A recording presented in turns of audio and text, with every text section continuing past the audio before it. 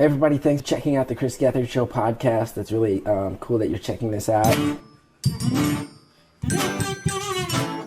We're about to do, I think, the dumbest show we've done in years. His life would be trash! And you better believe I'm trashed.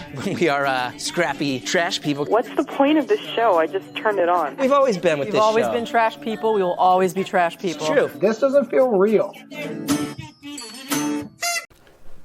Hello. Hello, everyone. Live from my grandmother's basement.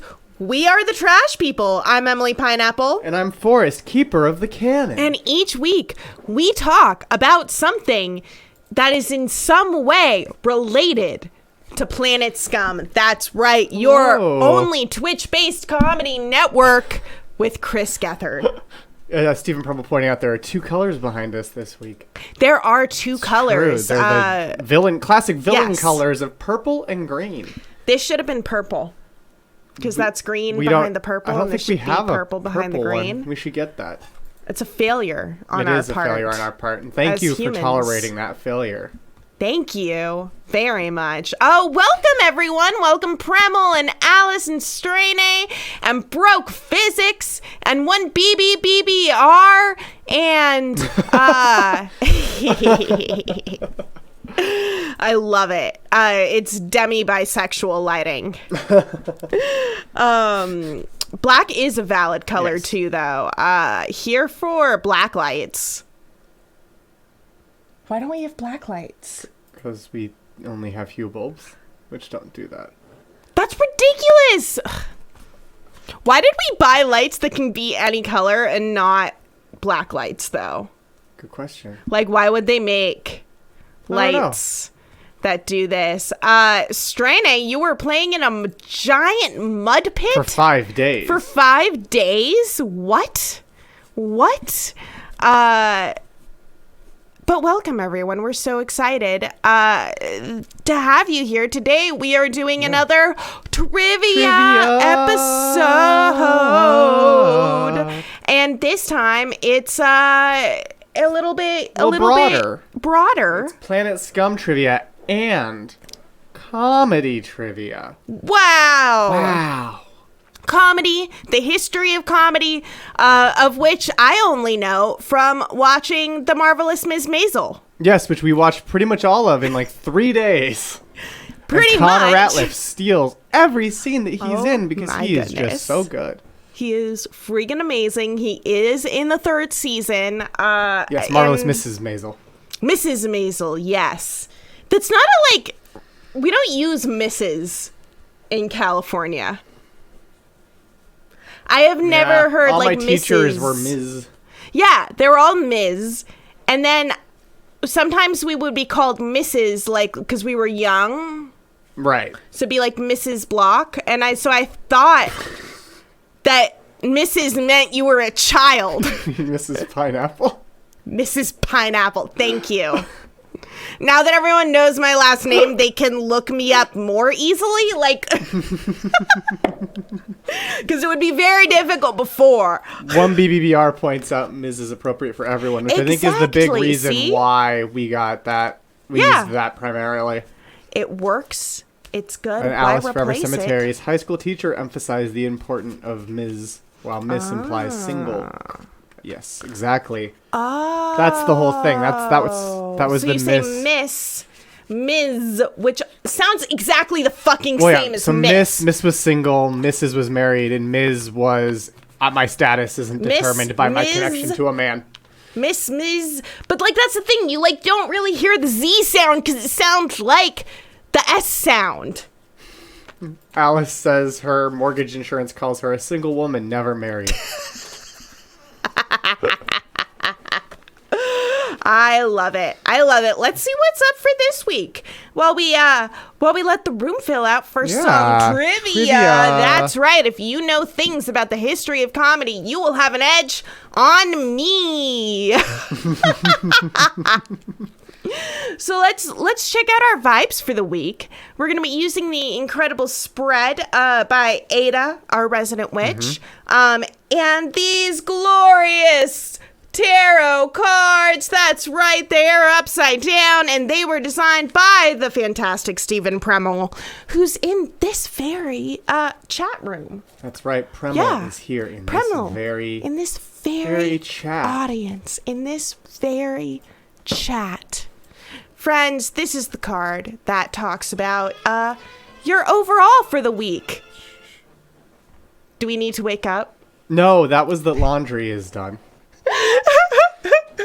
You used that when we went to the Star Wars convention 4 years ago.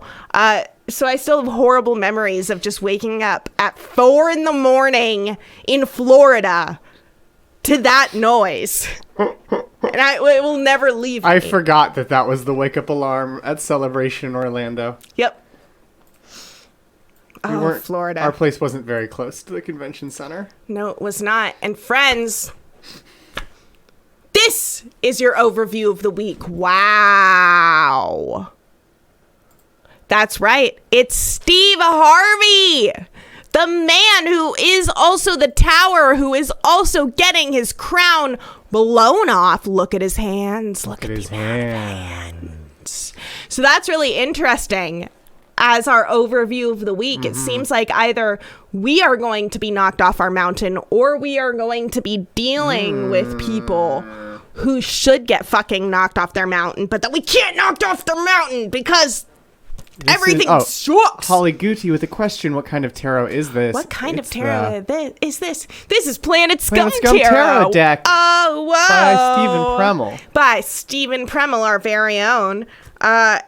And let's check out what our worst case scenario of the week is. Oh my goodness. The things that are going to get in our way. Ooh. Fucking Googie. And the Archivist? And the Archivist is our worst case scenario for this week. So let's look. So Googie's our fool. Googie is our archetypical fool card, and he represents starting off on a journey. You know, he's got all of his experiences behind him, but he's still naive. Is he about to fall off a goddamn cliff? Good question. And given that he's in the setbacks spot, I think so. I think that this shows someone who's starting a journey without preparing. Like, it's sunny now, but how fucking sunny is it gonna be later? That's what keeps coming up. I got a new tarot deck. Oh, yes. Don't tell anyone that I'm cheating on the Planet Scum tarot deck. It's the Tarot of Pagan Cats. I don't have it with me, but it's glorious. And it keeps telling me that I am starting things without being prepared and that it will lead me to feeling overwhelmed and burnt out. They're it just keeps doing it. It's done it like 4 times. I'm like, are you fucking kidding me? This is how you know that tarot is a projection of what's happening inside of your head and more of a tool to explore that. Yes, that tracks. It definitely tracks. That tracks. Anything that helps, though, right? When you have ADHD, anything that's like, oh, wait, I got to take a couple extra minutes to prepare because the tarot told me to. Whatever makes me prepare. It's a very important reminder. Whatever makes me take the breath. Our worst case scenario is the Archivist. Now, the Archivist with his hexagram, that's hex right there, and his hexagram, which is the actual name for that symbol, that star. We seem to see it as, like, an archivist is someone who is poring over information, right? And they're packing it all away in a box.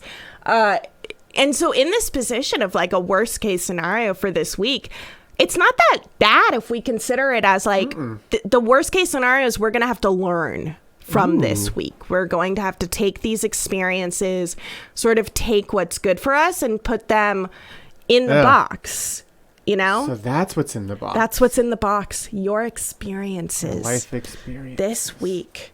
You're starting off a journey, but you're going to learn. I don't know. That almost sounds like best case scenario for me. That does. That doesn't sound so bad. Yo. Now let's look at our best case scenario for the week. We've got, look at this. We got our boons. Our boons. Boons. And our best case scenario. Our boons are the facilitator. All right, this is our very own Adam Gold, and he is in the form of Temperance in the classical deck. He stands before his beautiful lake. He's just made a long journey to help you out with some shit. The facilitator is a person who helps you with things. It's a skill that helps you with things. And it implies with, his lovely little halo of inspiration and holding his little 269, it implies to me that like some kind of inspiration is going to strike. Something that is, you are going to realize, oh shit, this is what helps me. This is what helps me. And then the best case scenario is you reining in your own wild fucking chaos demon that lives inside of you. And maybe it sucks a little bit, but you've got it. You've reined it in. Have I projected enough yet? But that's what I'm seeing. Happy we usually look at. That's Mary. And of course, happy as like, she doesn't look that happy. She looks like she's trying to keep her dog alive. Happy looks fucking happy. Happy looks very happy. Happy looks very, very happy. And so in this place of like best case scenario, I have to think of it as something internal that you are harnessing and taking hold. Yes. Of the things that make you happy, you're directing them. And even though they feel big and overwhelming right now, like you got it. Like you're giving them scritches. That dog's not trying to run away. No. It's just chilling. Like all she had to do was be like, Happy, come here. And he's like, oh my God. And went and was happy. Plus, there is no such thing as cheating on the PSL deck. There is only inclusion. Yes. I don't know what that means, Preble. I'm sorry. But I'm sure you'll tell us, and I'm sure that the final card, the advice card. Oh, when you said you were cheating on the Planet Scum deck earlier with your pagan cat deck. Yes. Very true. Well, let's see what our advice card is for this week. Oh. The Kingpin! The Kingpin. Hoeing on the ocean. You've picked a place that most people are like, you can grow a garden there, but you know what? Through sheer force of will, you can. Your distractions, your dreams, they are behind you. You know what you want and where you're going, but you also know why you're choosing to hoe the ocean. You can make these choices or you can hoe the ocean. So let's look at this in context. We have Steve Harvey. Steve Harvey, do you need to get knocked down a peg? Are you going to get knocked down a peg? Well, Alice pointing out, get this talking Big Lake with John Heater right now on his Instagram. Oh, shit. Yeah. Go to the fucking Instagram. Well, not right now. Why not? But no. He has posted about it. Okay. It's not like I don't think it's an Instagram live right now. Yes, Big Lake Season 2. That is a big-ass lake. It's a big-ass lake. It's a very big lake. It's a very big fucking lake. Are we going to get knocked down a peg? Are we going to be fighting things inside of us that we feel like need to be knocked down a peg? What should we be warned against? Well, perhaps it is our own tendency to walk into the woods without thinking about it, to walk off cliffs thinking everything's going to be fine. But we can always file that away. Or we could ruminate over it. Maybe we're afraid of just walking into the unknown and we're ruminating. But if everything goes right this week, we're going to find out what's going to help us out and help us sort of retrain and redirect all of those urges within us. And I think that like sheer force of will is the only thing that's going to make that happen. Is that what I'm getting? Like I really see a lot of like that Gethard, like sheer force of fucking will. Gethard's gonna grow a goddamn garden on this fucking ocean. Like, you know, right? I mean, never doubt the Kingpin. Never doubt the Kingpin, you know? Never doubt the Kingpin. I mean, that's kind of what I'm seeing is this week you're going to be confronted and through sheer force of will, and keeping your dreams behind you. Exactly, Stephen Premmel. Sheriff's gonna ride through. Sheriff's gonna ride through.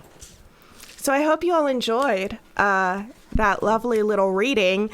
Let's get to some trivia. And is perhaps the demon Steve Harvey not but our own ignorance of comedy history?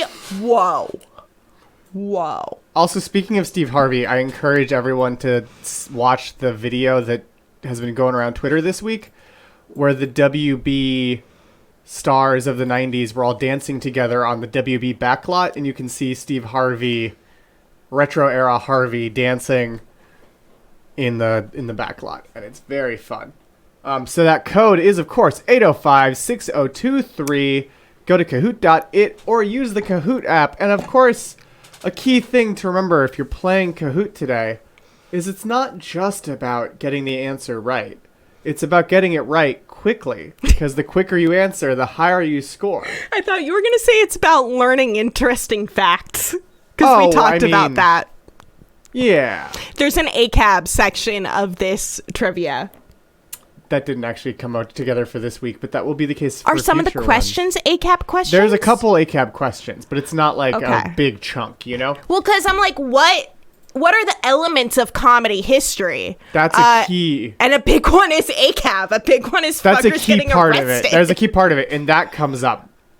People getting arrested is nothing. There's a chunk of arrests in this quiz as a little hint of what's to come. Jesus. So thank you, Ms. Alice, if you're nasty. Last Fadson, Sky's Cat, Holly Goody, Daddy-O McFlurry, Pineapple, Stephen Premmel, 1BBBAR, and Strainy.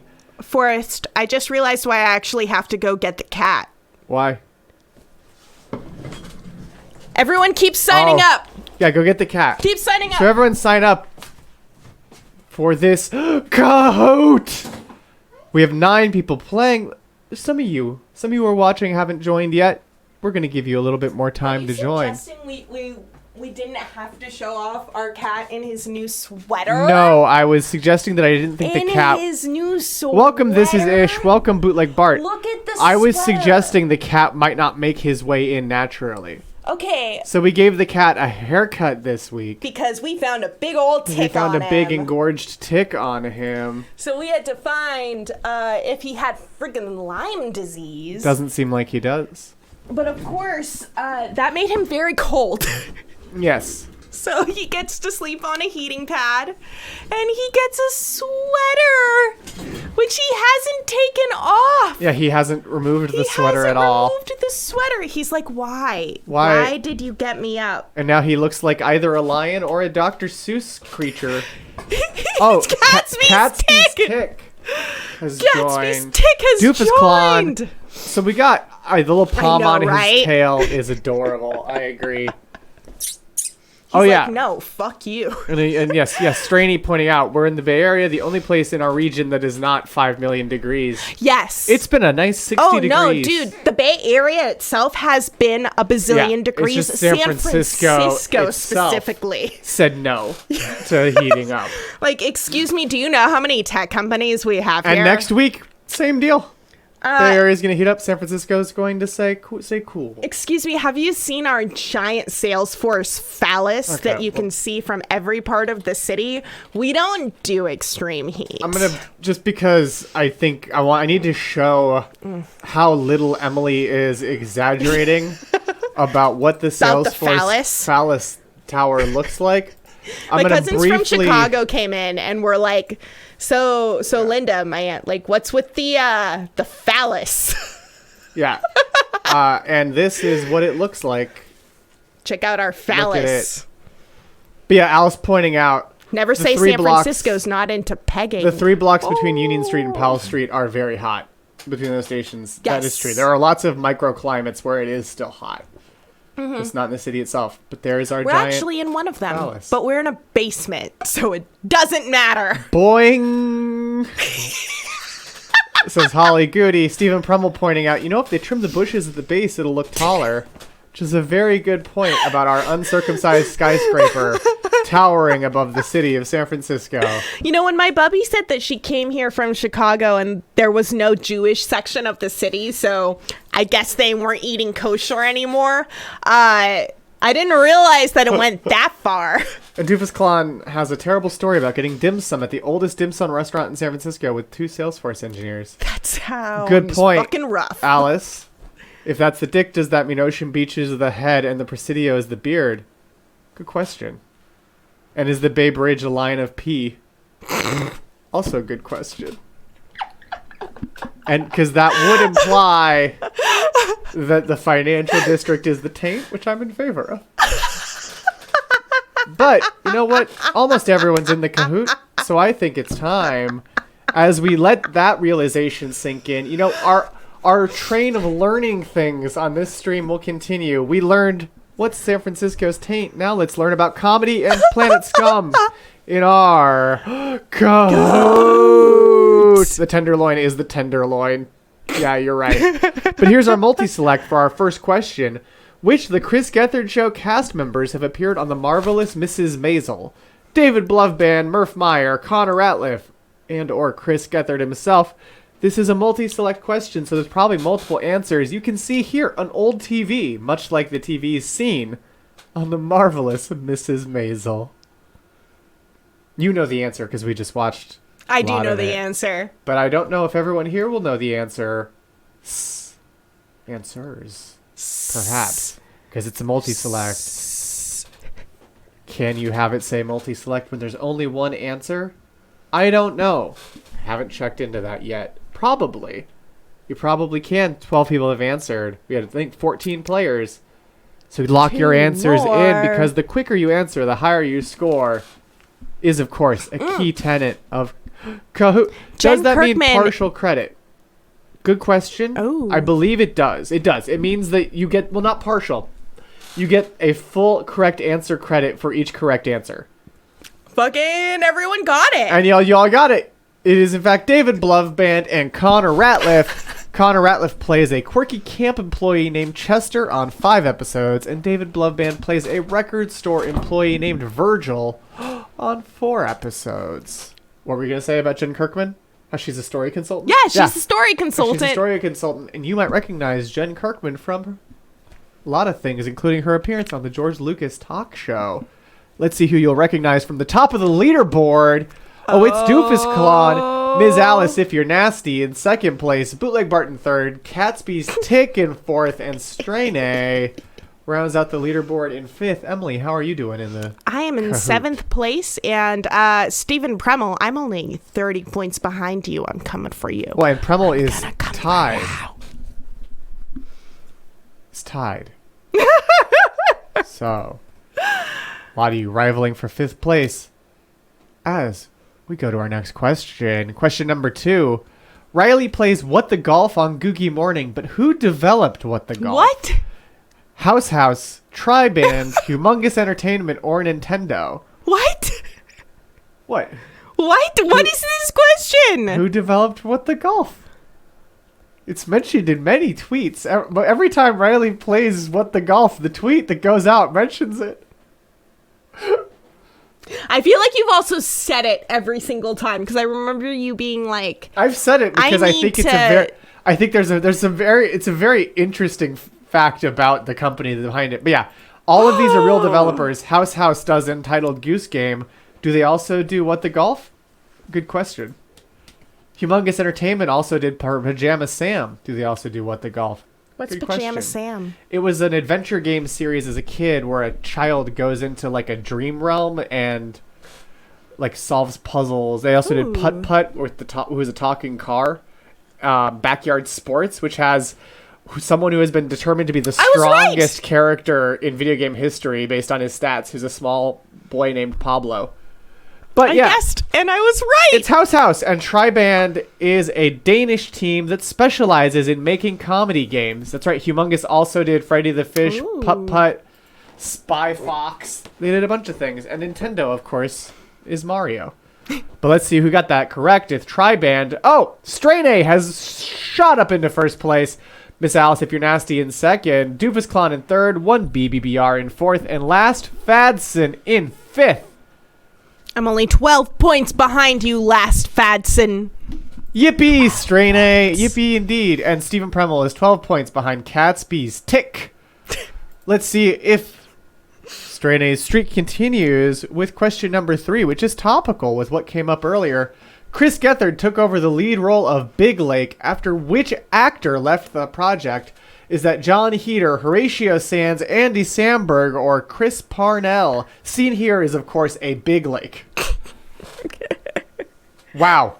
Wow, everyone did great. 11 of you got it correct. It was, in fact, John Heder who played Napoleon Dynamite, and Chris Gethard played the role of Josh Franklin, and as you saw on Instagram, the two Josh Franklins met up recently while filming something else.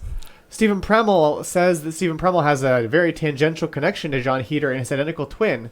He was leaving the animation program at BYU the year Stephen Premmel joined it. Oh. That's really interesting. That's they really were. interesting. They were both leaving the animation program. Cool. Holly Goody guessed it and got it correct. Heck yes. A lot of you did. Let's see on the leaderboard. Pretty static. But yes, Emily Pineapple has now joined the leaderboard in 5th place, but 1BBBR has the highest answer streak of 3 in a row, and we've had 3 questions. So far, 1BBBR has aced them. This is Ish pointing out the heaters sure do leave a lot of stuff. And Jazz Fats in Montgomery was just keeping the spot warm for you, Emily. Well, speaking of comedy history, let's go to our next question, shall we? Which comedian was the lead actor on Sanford and Son? Sherman Helmsley, Red Fox, Richard Pryor, or Sanford S. Son? It aired in the 70s, so this is an old television. And fun fact, the comedian that this is was born John Elroy Sanford. Oh! 10 of you got it correct. It was, in fact, Red Fox, who was born John Elroy Sanford, and his cantankerous character on Sanford and Son was named Fred G. Sanford, who was inspired by his older brother, Fred G. Sanford. And yes, thank you. I really liked Sanford S. Son. I wish that was the name. This question was written because someone mentioned Red Fox on Marvelous Mrs. Maisel, and I was like, oh yeah. Didn't we talk about it at my bubby's house? Yes, we also referenced it at your bubby's house. That's how I knew. Red Fox is the shit, according to Stephen Premmel, and Doofus Klon says Marvelous Mrs. Maisel connection again. They don't all have them. But let's see our leaderboard. Woo! Wow, Doofus Klon is up in 2nd, 1BBBR in 3rd, Ms. Alice If You Nasty in 4th. Pineapple has the highest answer streak of 4 in a row. Strain A's in 1st. And you know what?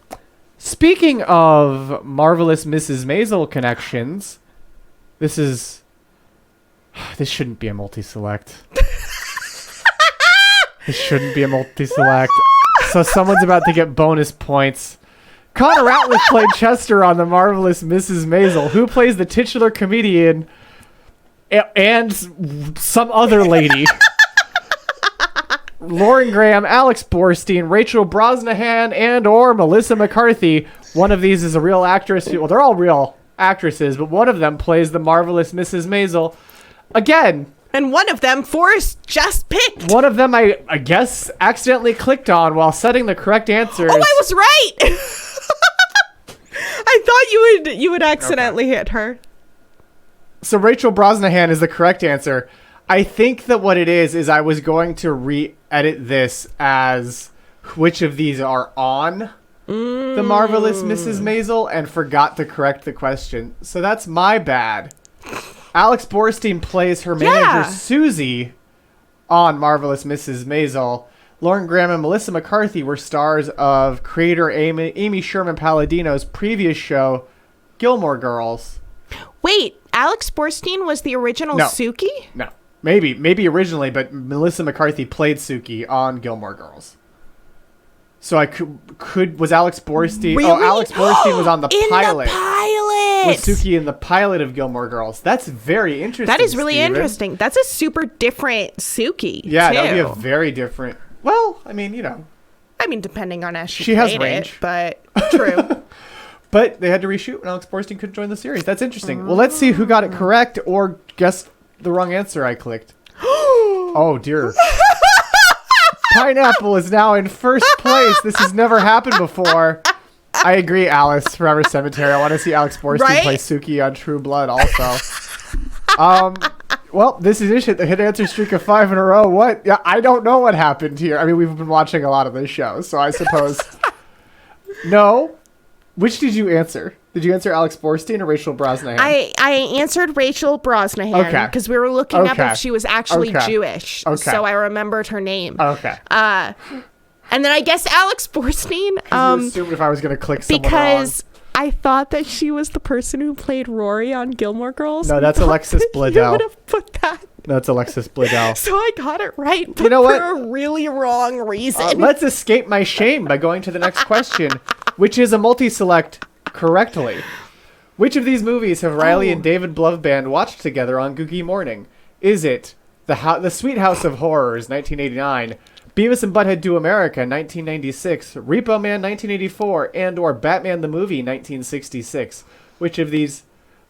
So many of these have been on Googie Morning, but not all of them were watched with David Blovband. Oh, fuck you. So it's the question. I might have still gotten it right. What do you mean? The question is, which of these movies did Riley and David Blovband watch together? It's not a trick. Yeah. But I hit submit before you reiterated. It wasn't a trick. It was a very straightforward question. This wasn't even my Trixie one. Trixie. This man is Trixie. It was The Sweet House of Horrors, which was on the most recent Googie Morning. And Repo Man. Riley watched Beavis and Butthead Do America with Joe Rumrell and Andrew Tisher. That's how I got it wrong. And they never watched Batman the Movie. That was supposed to be what they watched that week, where they watched Beavis and Butthead Do America, but it didn't work on SyncTube. Yes, she's Rachel Brosnahan is David Kate Spade's niece, so she's related to David Spade through marriage as well.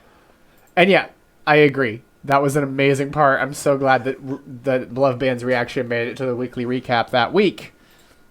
But let's see the leaderboard. Let's see what happened. Pineapple back down into 5th place, but Strain A is in 1st. Doofus Clown in 2nd. 1BBBBR in 3rd. Stephen Premmel in 4th. And Bootleg Bart is the highest climber. Climbing 3 places in one question. I think it's time to move on to... What's that? Question number 7. Which is topical. Lucky Murph Meyer and his real-life lover, Diana Kolsky, used to host which podcast together? Oh, I know this Is one. that Functionally Dead, Self-Medicated, Menage a Trois, or Reservoir Dogs? Seen here is the reminder, you are what you listen to, so you should make sure to listen to great podcasts. 8 of you got it correct. It was, in fact, Menage a Trois, which was also their IFC show. Functionally Dead is their bi-weekly leftist zine. Which is awesome. And Murph Meyer is Self-Medicated is Murph's current podcast. If you follow Functionally Dead on Instagram, they post some of their articles and art. Hilarious. Absolutely. And of course, if you haven't heard somehow but are here tonight instead of Planet Scum Live, will be a live Murph Meyer is Self-Medicated call-in special. Or if Murph wants to hear your stories of addiction with heart. So call in. Live during the show. Let's see who got that correct, shall we? Doofus Clown back up to 1st with the highest answer streak of 7 in a row. And that was question 7. So far, Doofus Clown has aced every single question. Wow. Which is impressive. As is our next... Oh, I'm thinking of it like Murph Aid for some reason. I would love if we had like bands come out and everything. That'd be so cool. Doofus Clown is in the lead. That's right, by only 4 points. So it's still Strain A, or really mostly anyone's game so far, because we have quite a few questions to go, including question number 8. Topical once again. During his first appearance on Planet Scum Live, Murph advocated for which union? The AFL-CIO, the IWW, the IATSE, or the WGA? IATSE is, of course, the stagehand and grip union, which I never quite got to join because I couldn't ever get enough union gigs here in San Francisco. 8 of you got it correct. It was, in fact, the IWW, the Industrial Workers of the World, a.k.a. the Wobblies. Wibbly wobbly. Wibbly wobbly indeed. Let's see who got that correct on this here leaderboard. Strain A has retaken first place by a single point. Stephen Premmel is up in third. Bootleg Bart just got 4 answers in a row correct, and Holly Goody is on a answer guessing streak. Impressive. Strain A, very close, duking it out for first place. So let's see if our next question will change things up. And what's this? Oh, it's another intentional multi-select. Which of these comedians wrote and performed on the National Lampoon Radio Hour before joining Saturday Night Live? Bill Murray, Dan Aykroyd, Gilda Radner, and or John Belushi. Seen here is radio. Wait, before joining Saturday Not Live or Saturday Night Live? Saturday Night Live. So it's Saturday Night Live. It's the famous SNL. I did this week. You know. I was like, is this a trick question? Thank you, Stephen Premmel. This is why I shouldn't throw a quiz together while doing other things. And not do a thorough proofread before we go live. So that's the trivia I've learned this week, is proofread your things. But a lot of you got part of that correct. It was everyone but Dan Aykroyd. Wow. The National Lampoon Radio Hour ran from 1973 to 1974, but was revived in 2019 with a cast including Cola Scola, Joe Firestone, Brett Davis, Alex English, Maeve Higgins, Aaron Jackson, Rachel Pegram, River Ramirez, Megan Stalter, and Planet Scum's own Martin Urbano. Wow. I'm a busy Forrest, that's true. I could have someone proofread for me, but then I wouldn't be able that's to how play. it's fun having Emily play along, you know? And I like not That's having true. to do work. I clearly do as well, as I didn't proofread any of this. So let's see who got it correct despite my badly written question. Doofus Clown in first, Stephen Premmel in second, Strain A in third, Bootleg Bart in fourth, 1B BBR in fifth. Yeah. I apologize for that one. I'm just gonna start using more acronyms because that reduces the chance. I'm just gonna call SNL on everything and leave it up to you which one I mean in the future. I think. Hopefully, there's nothing wrong in the next question as we go to our arrest segment. Lenny Bruce's first obscenity arrest was in which city? New York City, Chicago, San Francisco, or the town from Footloose?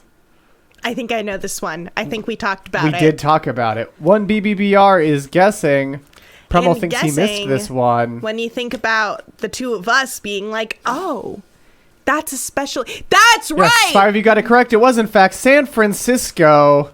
And as Mental Floss pointed out, arrest number 1 was made on October 4th, 1961 at the Jazz Workshop in San Francisco. After I don't know where that is. It doesn't exist anymore. Where was the Jazz Workshop? But what did he say? In San Francisco. The Jazz Workshop was, of course, in North Beach at 473 Broadway Street. Oh. Which right now is the home of Monroe, which is an Art Deco lounge in San Francisco. It's also like right next to all of the strip clubs. It is right next to all of the strip clubs. That is true. I mean, not all of them, but like a lot of them. Of strip clubs are on Broadway. Jazz even. Right?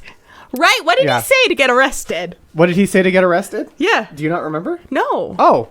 He did, well, there was a couple things. There was a couple things he said to get arrested. Right.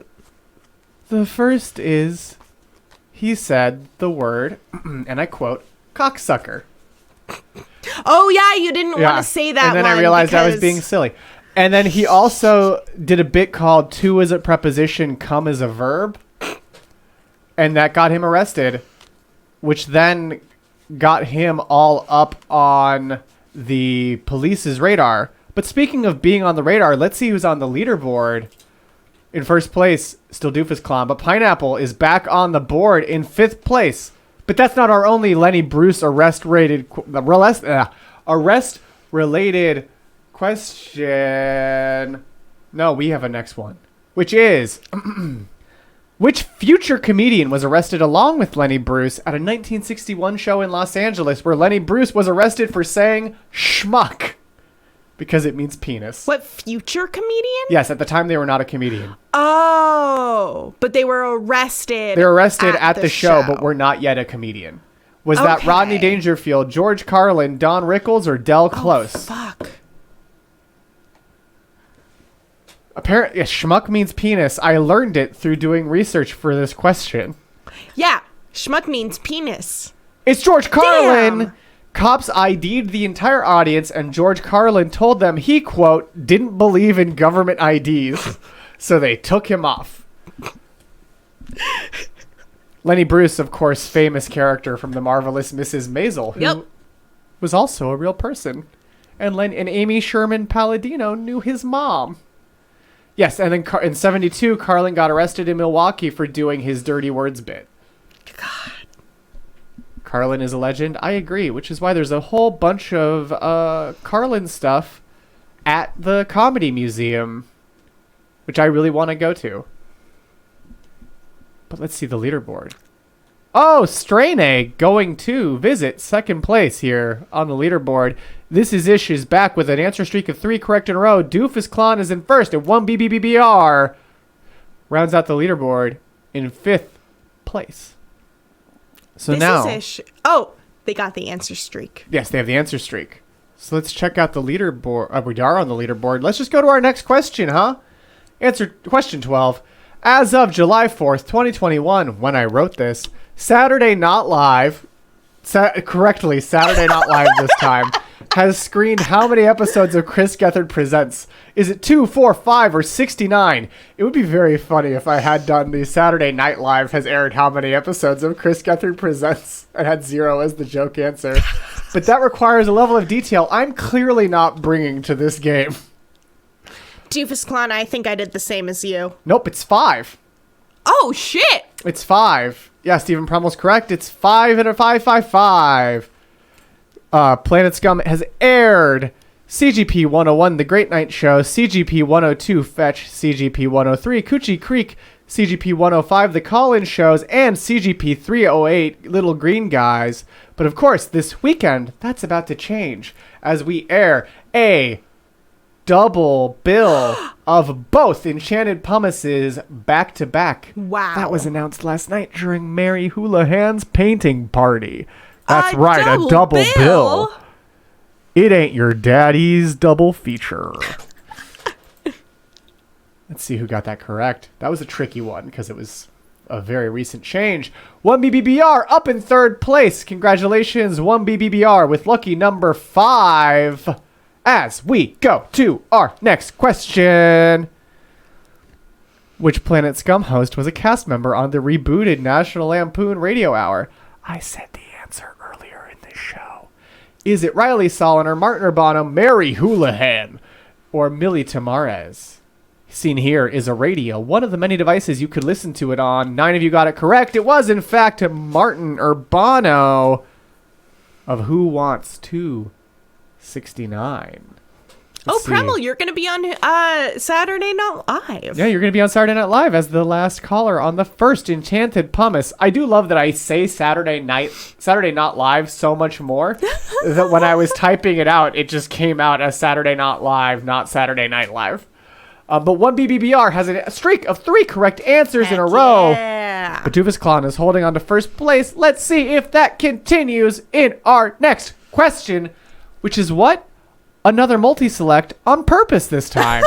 Which of these podcasters have appeared on the George Lucas Talk Show? Gabby Dunn, David Sims, native New Yorker, Jesse Thorne, or Chris Gethard? I think I put a radio as the image for this because you know what's like the modern radio? Podcasts. They're back. Podcasting is back. It was gone? Yeah. When? Before Serial came out. That's right. A lot of you got it correct. Gabby Dunn, native New Yorker, David Sims, and Geth have all appeared on episodes of the George Lucas Talk Show. That's right. broke physics. They're back in pod form.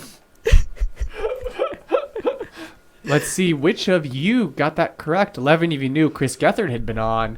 Oh, 1BBBR has a streak of 4 correct answers in a row and is now in second place. Straney in third. Stephen Premmel in fourth. Pineapple on the board in fifth place, but Doofus Clown holding on to first.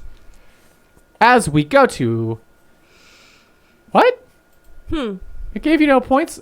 Did you answer all of them? And then... Because I think if you give...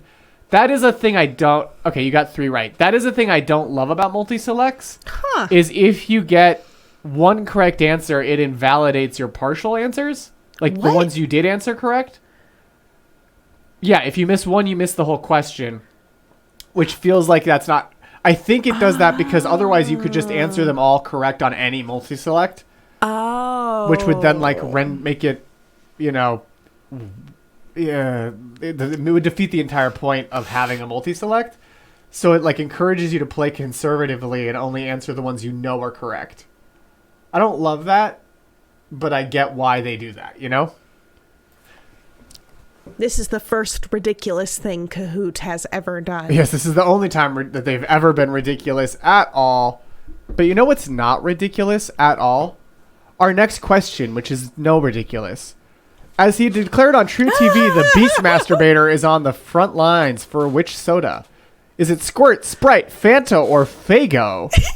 Seen here is soda. I know I said which is no ridiculous. It's no ridiculous. I stumbled on my words there. It is no ridiculous. Wow. Ooh, wow. 4 of you got it correct. It was, in fact, Sprite. Stephen Premmel loves Connor O'Malley so hard. God is dead. God is dead. It's God is real. God is real. God is real. God is real. And to quote the Beast Masturbator on that very episode of the Chris Gethard Show, if you are not drinking Sprite, you will go to hell. And he clarified that was not because Sprite had paid him any money. He just believes in Sprite. As I believe in our leaderboard, where Pineapple is now in second place with a streak of 3 correct answers in a row. Doofus Clown is still in first. 1BBBR in third. Straney in fourth. God is Sprite. God is Sprite. God is Sprite. God is Sprite. Stephen Premmel has a folder on his hard drive that is only Beast Masturbator episodes. Fair point. Alice Forever Cemetery wonders how the Beast Masturbator would feel about Pepsi Blue. I think he'd like it, because who doesn't love Pepsi Blue? I loved Pepsi Blue. It made your tongue blue when you drank it. God. Also, fun fact, whenever Emily texts me, a special ringtone goes off that is just the Beast Masturbator shouting, I love you! Wait, there was Dr. Pepper Blue? What? What? What? Did it still have all of the flavors?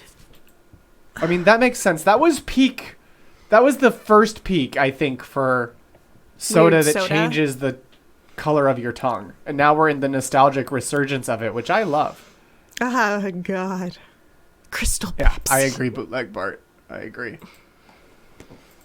I'm sorry. I don't mean to take us off track, but... it was just sugar-free? It's a can, okay, right? The can was blue, right? The can was blue because it's special dark berry. No, the dark berry stuff is current because it's Spider-Man Far From Home branded. But is it blue? Stephen Premmel says the soda was blue. The soda was blue. My thought was like Dr. Pepper wouldn't do that because Dr. Pepper is more like natural. Dr. Pepper makes the world taste better, and I don't know that any blue soda. Why do I think that Dr. Pepper is more natural and healthy than other sodas? It was sugar-free, but was blue. Is that correct? Okay, yeah, Pepsi Blue was straight up just blue, which was great. What the hell? Do you not remember Pepsi Blue?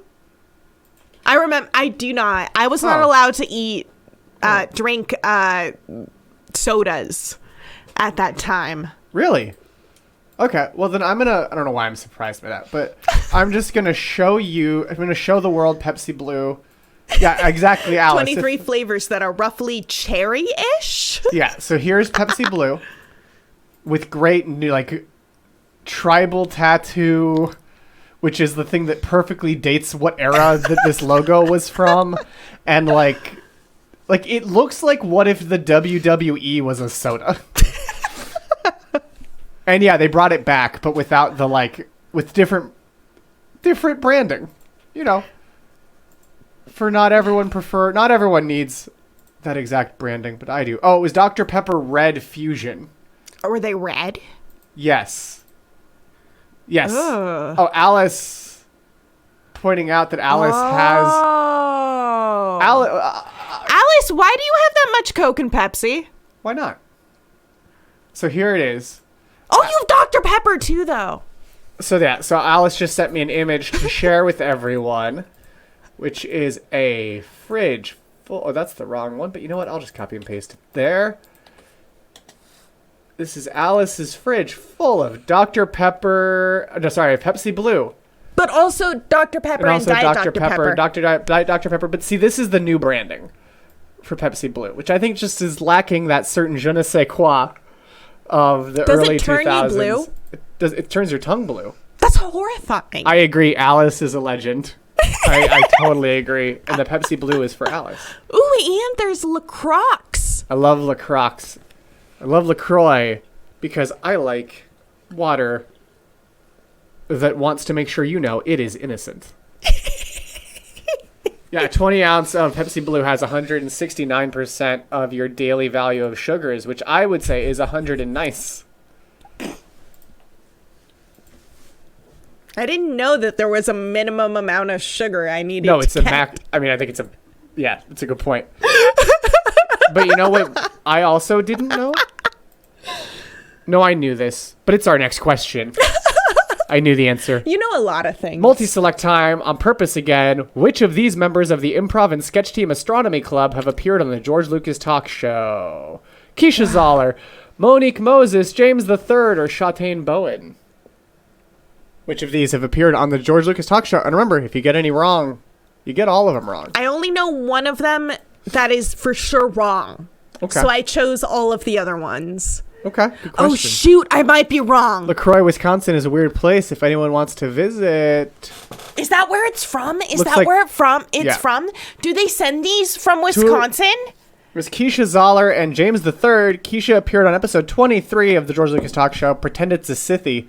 And James III appeared on episode 20, THX 2021. I specifically got it wrong. Fun fact, both of them also appeared on episodes of Late Night with Judge Millie. That's why I got it wrong. But let's see who didn't get it wrong on our leaderboard. I know James III was on Millie. Yes. So he wasn't on... Doofus Clown is still in first. And yes, James III was on the first episode of Late Night Judge Millie and was magic. Amazing. As was 1BBBR on the leaderboard. In second place, Ms. Alice If You're Nasty. In third place, Bootleg Bart in fourth. And Pineapple all the way down in fifth place. I'm still there. You're still there. You're still there. You're still there.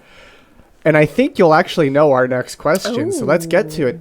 Genuinely or just I genuinely think you'll know this. Before he directed The Graduate, Mike Nichols performed as a duo with which comedy icon? Elaine May, George Burns, Bing Crosby, or William Dimes? Like William Dimes. It's not William Dimes. I'll give you that one. It's not Nichols and Dimes. I just liked Nichols and Dimes and wish that was a real comedy duo. William Dimes is made up. Oh, really? Yeah, but laugh. Laugh as the image commands you. Laugh. I agree. It would have been amazing. Right. Which Nichols and Dimes? Nichols and Dimes also just sounds like a 50s comedy duo. They loved those puns. But it was Elaine May, and Nichols and May won a Grammy for their album An Evening with Michaels and Elaine May, and for their following album Mike Nichols and Elaine May Examine Doctors was nominated for a Grammy. And they're just fun. So wonderful, and you can listen to their albums on Spotify, and Nichols and May is still so good. So do yourself a favor and check it out. They're also very prominent and charming in the book Improv Nation about the history of improv, which will make you just fall in love with that duo without ever seeing or hearing your comedy for themselves. They also have some great bits at awards shows. They're just wonderful, as is our leaderboard, which remained pretty stagnant because so many of you knew that. I loved Improv Nation. I definitely recommend everyone read it. Very good. It's good one of my book. favorite comedy history books. And actually, you know what? The next fact is also in it in our next question. Iconic improv theater, the Second City, was founded by alumni from which improv theater? The Upright Citizens Brigade, the Compass Players, the Committee, or Squirrel Comedy Theater. Seen here is Chicago, where the Second City was prominent and is prominent. I think I got it right. I've been to the Second City once when we were in Chicago for a Star Wars convention and saw a Star Wars themed improv show, which did their blend of sketch and improv. That's their hallmark. 4 of you got it correct. It was, in fact, the Compass Players. The Compass Players were active from 1955 to 1958, and famous alumni of the Compass Players include Alan Alda, Ed Asner, Del Close, Jerry Stiller, Mike Nichols, and Elaine May. The committee was San Francisco. Well, the committee was based here, yes. I think some of the future groundlings were at the committee. But Del Close. It makes Yes. sense. Yeah. So Del Close was a member of the committee while he was here, and a regular behind-the-scenes stage manager and performer at the committee, Gary Austin, formed the Groundlings. A lot of people, yeah, exactly. But a lot of people who were involved with later groups were also very prominent. Yes. A lot of the Second City people I'm most familiar with are Toronto because SCTV is just so good. And so many of all the SNL Second City alumni, early SNL Second City alumni were the Toronto branch because Lorne Michaels is from there as well. But 4 of you got this correct. Let's see if your compass guided you up the leaderboard. Bootleg Bart is now in 3rd and Pineapple is now in 4th. Ms. Alice, if you're nasty, in 5th, but Doofus Clown holding on to 1st place. They're doing a new season, by the way, Stephen Premmel. Of Kids in the Hall? Yeah, they've tweeted about it that I think it's for Prime. I think for Amazon Prime, they're doing a new Kids in the Hall. My mom has Prime. So we'll be able to see it. Much like... Oh, and Stephen Premmel is aware. Emily, you'll actually know this. I will. You may not know this next question, but you'll know the question after that. So let's go to our next question. I think you'll know this too, though. What is the name of Riley's character in Medieval Dirt? Riley, Lance, Arthur, or Dirtius? I think I know it. Seen here is medieval dirt all over this image. The Studio 60 alum Mark McKinney keeps posting photos. That is very true. I was 7 right. of you got it correct. It is, in fact, Lance, who was a down-on-his-luck jouster who fell on the ground. And We have not seen that one yet. We still need to see the second season of I Think You Should Leave, which just came out. 1 BBBR guessed that correct. Let's see who else got it correct on the leaderboard.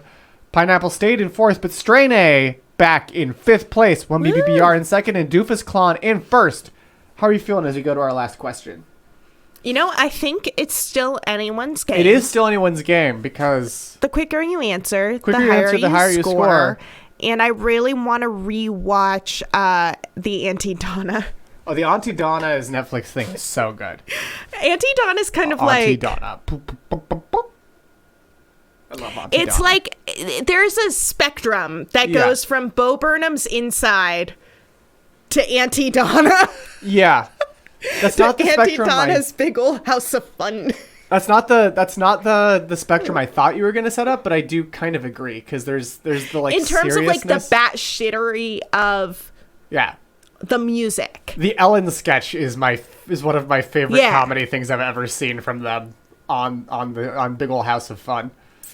It's just so good and so absurd. If Gethard's saying he would definitely fall more on this side, but then the Chris Gethard show, if it was a musical show, would be on that. Would fall way on the Auntie Donna side. I see that. Yeah. No, I totally see that. And Murph, even if Murph was doing like Beautiful Anonymous, would be like past Auntie Donna, like beautiful chaos. Oh, look. But I think it's time for our final question of the night. So get your answers ready. Del Close, Charna Halpern, and Kim Johnson wrote which book that outlined improv techniques, including The Herald? is that 1994's Truth in Comedy, 1963's Improvisation for the Theater, 2018's How to Be the Greatest Improviser on Earth, or improv forms, including The Herald from 1958. I know this one. See, here are books, because it's a book. 80 got it correct. It is, in fact, Truth in Comedy.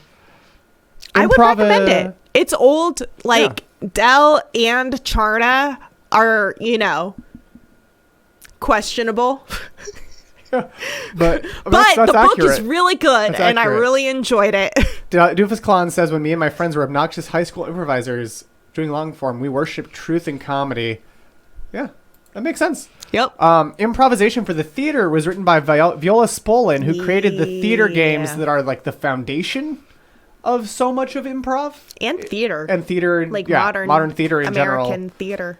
And she's just also wonderful and an icon that I think Improv Nation does a great job of highlighting the achievements of. She started off as a social worker, trying to teach children who were immigrants and did not speak English, helping them just talk to each other and interact and feel confident and shit. As someone who took long form improv classes in high school, I agree. You don't have to do it. Long form improv? Yeah. In high school. You just don't have to do it in high school? It's not necessary. I've never done it. But you have. I have? Yeah. The that classes was long we took form? were long form improv. Short form is just games. Huh. And long form is what we took at Endgame. I think I was comparing it to the shows that we've seen where the entire show is a single improvised play. Right. Yeah, no. That was my confusion too when I was taking it at Bay Area Theater Sports. I was like, this isn't particularly long. But yeah, exactly. Whose Line is short form. Okay. And then UCB, IO. But would the games that are we have a box of props and we have to do a thing about it, would that be a long form sketch? Like on Whose Line? Yeah. No. What about maybe. the ones where they would have the music? It's also improv. So ultimately the rules are a little loose except for the Herald. Alice says that when she was in middle school, her church group went to a day trip outside Chicago where they had an improv class and Scott Adsit was there. I buy it. Yo. Oh, wow. Ooh. That's interesting. Oh, speaking of ASCAT, the spiritual successor to ASCAT is Rat Scraps with Connor Ratliff, Shannon O'Neill, and a bunch of other people you'll know. Go to the Caveat Theater's website and you can buy tickets to see it online. Yeah. So do that. But, if you got this correct, also, let me go through the rest of these books. How to Be the Greatest Improviser on Earth was written by improv god Will Hines and has been translated into a ton of languages. And improv forms, including the Herald, I made up. Because I was just like, that sounds like a book. I don't know. And Viola Spolin's kid, Paul Sills, was one of the co-founders of Second City and Compass Players. So she's just such an icon. But let's go to our podium to see who wins this thing. In third place with 15 out of 20 correct, it's Pineapple. In second place with 13 out of 20 correct, Bootleg Bart, Faster Answers.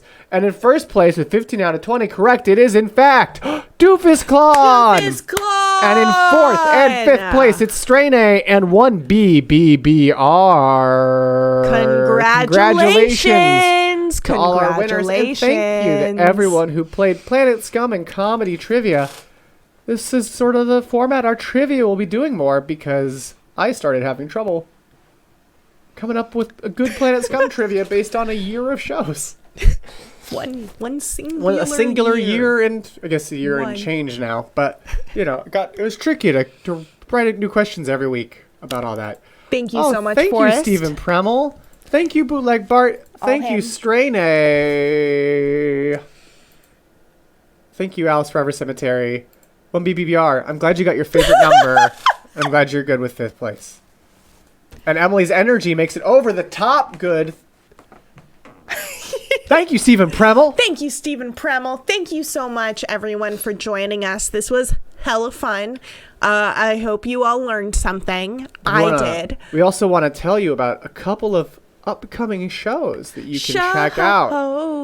First of all, on Friday, this very Friday, at 11 p.m. Eastern, 8 p.m. Pacific, on the Planet Scum Discord. It's 2008 and Nothing Hurts. Nothing Hurts. Which is a show by Hurts. Alice Forever Cemetery. So check that out on the Planet Scum Discord. That is Alice's show. It's a lot of fun. There's great music. People sharing and commiserating about that year. Last time it was 2006. I had 2 nervous breakdowns. And the trailer is in the plugs thread on the Discord. So check that out for more information. High school is hard. And then right after that, at 9 p.m. Pacific, 12 a.m. Eastern Time on RadioFreeMultiverse.com, it's Grand Trivia, where it's more general trivia That I might have helped with. that this one Emily might have helped with. So you know what? There tends to be less calling Saturday Night Live Saturday Not Live. If you haven't noticed, almost did it again in that very sentence, making fun of myself. So who knows what I'll call other shows in that one. Probably their actual names. And I'll play a crazy multidimensional fish. So come on back to go to Planet Scum Live tonight at 10 p.m. Eastern, 7 p.m. Pacific, for a very special Murph Meyer is Self-Medicated live call-in show. I agree, Fluval, that crazy fish is Lord. Is. I need to make a For religious sure. text for Fluval. And we'll see you all next week, right here. Well, We'll see you to do more trivia see next that. week, right here. But you'll also see us See us? tonight. Tonight, Well, after you won't see us. You'll hear us tonight You'll hear our on the dulcet Planet Scum tones. Discord for the post show. The post With show. Plugs, the community calendar, where I'll tell you everything coming up on K-Scum Radio. Points About everything that Emily loved from this tonight's show. And so much more. So check that out after Planet Scum. Well, after Murph Meyer is self-medicated. Whatever time that'll be. Who knows? But we'll be there. So can you. So thank you, Stephen Premmel. Lindsay I picked Lindsay Premmel. first and then said Stephen first. Thank you, Lindsay Premmel. Thank you, Stephen Premmel. Thank you, Straynay. Thank you, Alice Forever Cemetery. Thank you, 1BBBBR. And of course, let's just thank everybody. Thank you, 1BBBBR. Thank you, Alice Forever Cemetery. Thank you, Bootlegged Bart. Thank you, Broke Physics. Thank you, Daddy-O McFlurry. Thank you, Doofus Clon. Thank you, Holly Goody. Thank you, Jazz Fadson Montgomery. Thank you, Lindsay Premmel. Thank you, Stephen Premmel. Thank you, Straynay. And thank you, This Is Ish. And thank you, Commander Root. Commander Root, who I believe is... A bot? If you're a person, I'm sorry I Welcome, skipped you. bot. And welcome either way. I, for one, welcome our new AI overlords. And you know what I have to say to them? Just like I have to say to everyone else? What? Good night and good Good night and good claw!